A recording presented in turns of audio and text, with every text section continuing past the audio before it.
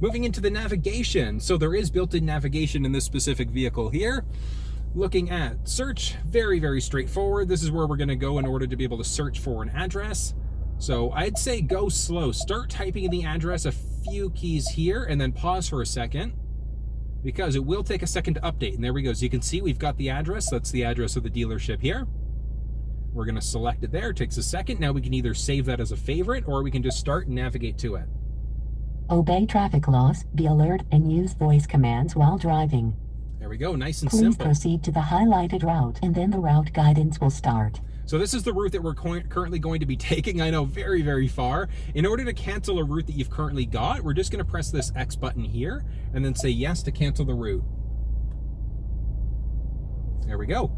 Moving back up to the controls now, we've got our menu button here, which gives us the ability to change between different screen modes, traffic lists, navigation settings are gonna be the big one here. Jumping into map preferences, we've got different options. So the big one's gonna be that point of interest icon. So that's gonna show us gas stations and coffee shops and things like that. We can turn that on or off.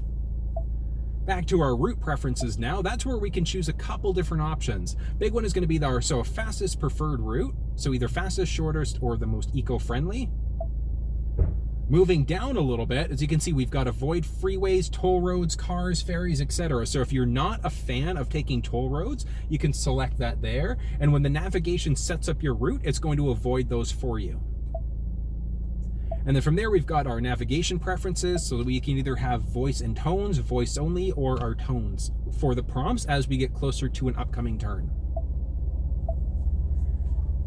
And moving back from here, so we're finished up with our navigation now. Actually, one thing I'll point out, if you want to set up your home or work address, we can do that on this screen here. So jumping into navigation, home or work, we'd set up our address there.